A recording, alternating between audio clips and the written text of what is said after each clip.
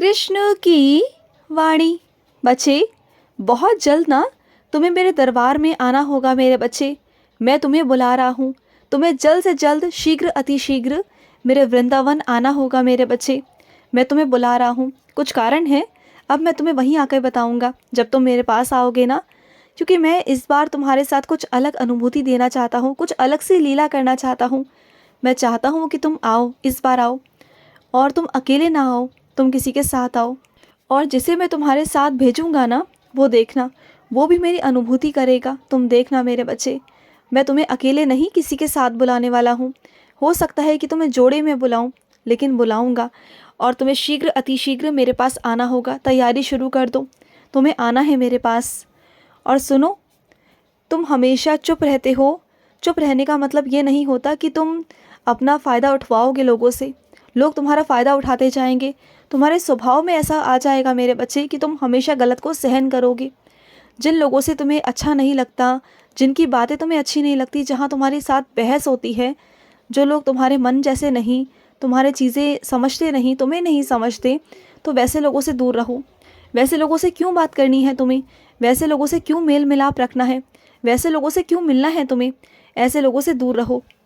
और सुनो, मैं यहाँ से तुम्हारे सारे काम कर रहा हूँ। तुमने जिन जिन चीज़ों के लिए मुझसे प्रार्थना लगाई थी ना कि कृष्ण ऐसा होना है, वैसा होना है, तो सारा सब कुछ मैंने यहाँ से कर दिया है।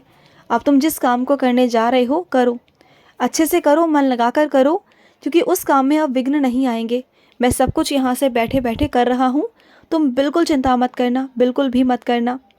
और सुनो, मैं जानता हूँ कि तुम इतने मेरे प्यारे बच्चे हो ना, कि तुम्हारे साथ वाले इतने आगे बढ़ गए ना, और गलत चीज़ों की तरफ इतना आगे बढ़ गए ना, अपनी खुशियों के लिए, अपने आराम के लिए उन्होंने क्या क्या चीज़ें चुन ली, किन किन राहों पर वो चल पड़े, और क्या क्या करते हैं वो, और क्या क्या उन्होंने तुम्हें भड़काने के लिए, तुम्हें अपने साथ लेने के लिए क्या क्या नहीं किया है।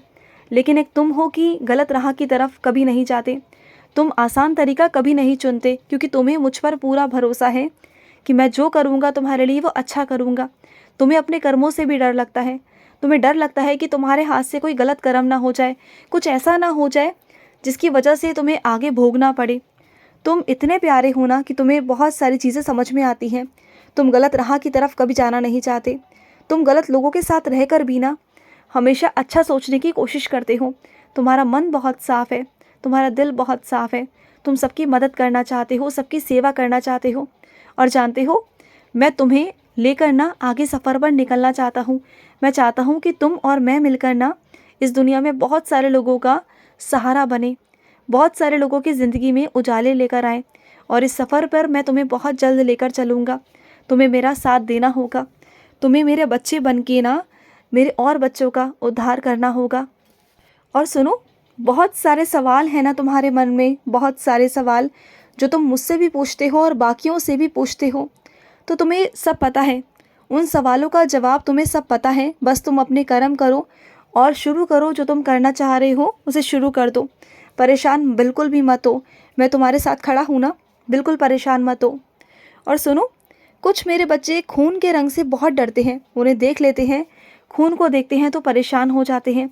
अरे खून से परेशान क्यों होते हो? तुम समझ नहीं रहे। जहाँ पर जो चीज़ होनी ज़रूरी है ना, वो हो रही है मेरे बच्चे। जो चीज़ मैंने बनाई है उससे तुम इतना डरते क्यों हो? ये खून का जो अभिन्न तुम्हारा हिस्सा है ना शरीर का, ये मैंने ही तो बनाया है ना। जिस रूपरेखा से तुम डर रहे हो, जिस रंग से तुम डर रहे हो ना, वो भी तुम्हारे कृष्ण का बनाया हुआ है ना, इस विधाता का बनाया हुआ है ना। तो इससे तुम डरते क्यों हो? इसका सामना किया करो ना, इतना मत घबराया करो। वो सिर्फ एक रंग है, वो सिर्फ तुम्हारे शरीर का एक अंग है। इतना मत परेशान हो, एक अभिन्न रंग है ना, तो क्यों परेशान होते हो? ऐसे परेशान मत हुआ करो। और सुनो, अगर जिस काम को तुम कर रहे हो और अगर वो काम सही तरीके से तुमसे नहीं हो पा रहा, तुम परेशान हो रहे हो, तो इसमें कोई शर्म की बात नहीं है मेरे बच्चे। जो इसमें अनुभवी है ना, उससे पूछ लो। अगर उससे पूछ के करोगे ना, तो हो सकता है कि तुम्हारा वो काम एक बार में ही और अच्छे से हो जाए। तुम बार बार उस काम को कर रहे हो और परेशान हो रहे हो, तो इसमें शर्म की क्या बात है? मुझे मालूम है कि तुम बहुत स्वाभिमानी हो। तुम किसी से भी ना मदद नहीं लेना चाहते, तुम चाहते नहीं कि किसी से भी मदद लो। तो इसमें शर्म की कोई बात नहीं मेरे बच्चे। मैं तुम्हारे स्वाभिमान का पूरा पूरा ध्यान रखता हूँ, ऐसी कोई बात नहीं। अगर किसी को कोई काम आता है और अगर तुम उससे पूछ लोगे तो कोई बुराई नहीं ना, अगर उसकी मदद ले लोगे तो कोई बुराई नहीं है इसमें। इसमें तुम्हारा स्वाभिमान नीचे नहीं हो जाएगा, बल्कि अगर उस इंसान को कभी तुम्हारी ज़रूरत पड़ेगी ना, जो काम तुम्हें अच्छे से आता होगा और उन्हें नहीं ना, तो उन कामों को फिर तुम उनकी मदद कर देना, तुम उनका सहारा बन जाना, तुम उनका साथ दे देना। तो ऐसे ही होता है मेरे बच्चे। तुम जानते हो दुनिया में सब एक दूसरे से जुड़े हुए हैं, बिना एक दूसरे की मदद किए ना इस दुनिया में कोई भी काम नहीं चल सकता। तो इस बात को अपने दिल और मन से निकाल दो, दूसरों की मदद लो और दूसरों की मदद करो, ऐसे बन जाओ तो ज़िंदगी में आगे बढ़ पाओगे। और ये क्या, तुम्हारा इतना गुस्सा है ना, इतना क्रोध है ना तुम्हारे अंदर, तुम क्रोध में पता है दूसरों को नुकसान नहीं करते, तुम अपना नुकसान करते हो। और ये सबसे बड़ी कमी है तुम्हारे अंदर, बहुत बड़ी गलती है तुम्हारी। दूसरे का क्या गया मेरे बच्चे, तुमने सारा नुकसान अपना ही कर लिया ना क्रोध में आकर, और फिर बाद में तुम्हें पछतावा होता है कि अरे तुमने ये क्या कर लिया। इतना सब कुछ तोड़ ताड़ देते हो, कभी गुस्से में आकर कभी इतना नुकसान कर लेते हो, कभी अपने शरीर को हानि पहुंचा देते हो। ये क्यों करते हो तुम? ऐसा बिल्कुल भी मत किया करो। तुम सुनो मेरी बात को, ऐसा करने से क्या दूसरा इंसान समझ जाएगा? वो कभी नहीं समझेगा, वो कभी तुम्हारी बात को कभी नहीं समझेगा और तुम्हें हमेशा गलत ही समझेगा ना। तो सामने वाले इंसान से दूर हो जाओ या उन्हें समझाने की कोशिश ही मत करो ना। क्यों तुम दूसरों के चक्कर में अपना नुकसान करने की कोशिश करते हो? इस बार मेरी बात सुनो, अगली बार से तुम्हें कभी भी गुस्सा आएगा ना, कभी भी गुस्सा आएगा, उस वक्त तुरंत तुम मेरे पास आकर बैठोगे, मेरा ध्यान करोगे, मेरा नाम जाप करोगे, तुम्हारा गुस्सा मैं शांत करूँगा। इस बार तुम अब बिल्कुल भी ना गुस्सा नहीं करोगे, क्योंकि तुम हमेशा अपना नुकसान करते हो, दूसरे का नुकसान नहीं होता इसमें, तुम्हारे खुद का नुकसान है, जो मैं बिल्कुल भी नहीं चाहता। और सुनो, कुछ चीज़ें तुम्हारी अटक रही हैं, कुछ चीज़ों में बहुत विघ्न आ रहे हैं, कुछ चीज़ें कानूनी तौर पर हो रही हैं, कुछ चीज़ें तुम्हें कार्यालय के तौर पर हो रही हैं और उन कामों में बहुत अड़ंगे आ रहे हैं, तुम बहुत परेशान हो। और अगर वो काम तुम्हारा नहीं हुआ जो तुम सोच रहे हो तो तुम्हें नुकसान हो सकता है। तो तुम चिंता बिल्कुल मत करना, वो तुम्हारा काम मैं बहुत जल्दी करवा दूँगा। 1 महीने के अंदर ही अंदर वो तुम्हारा काम हो जाएगा और उसके बाद तुम जो चाहते हो वो हो जाएगा मेरे बच्चे। और सुनो, कई मेरे बच्चे ऐसे हैं जो नौकरी छोड़ने की बात कर रहे हैं, तो सुनो मेरी बात को, अभी नौकरी मत छोड़ो।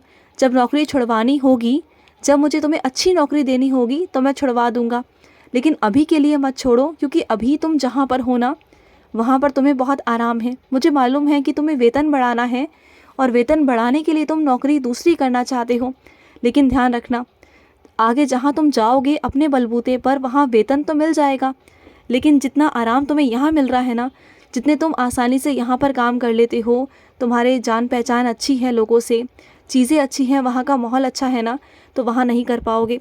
वहाँ मानसिक तनाव में रहोगे, परेशान हो जाओगे, फिर तुम्हें गुस्सा आएगा कि तुमने ऐसा क्यों किया। तो अभी रुक जाओ, जब मुझे लगेगा कि तुम्हारे लिए कोई अच्छी जगह है जहाँ वेतन भी बहुत अच्छा है, तो वहाँ मैं तुम्हें खुद से भेज दूँगा। भरोसा तो रखो, विश्वास तो रखो, कुछ दिन दो मुझे कि मैं तुम्हारे लिए कुछ कर सकूँ, कुछ सोच सकूँ, तो मैं तुम्हें बता दूँगा मेरे बच्चे। और सुनो, अक्सर ना अधूरी बातों पर मत जाया करो। कुछ लोग तुम्हारे सामने ना अधूरी बातें करते हैं, तुम्हें इस तरह की बातें बताई जाती हैं कि तुम दूसरों के बारे में गलत सोचो, उनके बारे में बुरा कहो, तो तुम ना अधूरी बातों पर मत जाया करो। तुम अक्सर अधूरी बातों पर चले जाते हो। तुम्हें नहीं पता कि जिसके बारे में बुराई हो रही है तुम्हारे सामने, उस इंसान ने कितनी तकलीफ़ें झेली हैं। तुम्हें नहीं पता। जब तुम्हें समझ में आएगा ना कि उस इंसान ने कितनी तकलीफ़ें झेली हैं, तब जाकर उसने वो फ़ैसला लिया, वो गलत नहीं है, तब जाके तुम्हें समझ में आएगा कि वो इंसान गलत नहीं था। तुम्हें अपने ऊपर फिर बाद में पछतावा होगा कि तुमने कैसे और किस इंसान के बारे में कुछ गलत सोच लिया।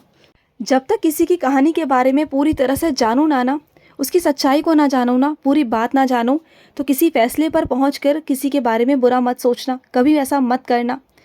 पूरा सच जानने की कोशिश करना, उसके बाद में ही किसी के बारे में अच्छा या बुरा सोचना। ठीक है? खुश रहो।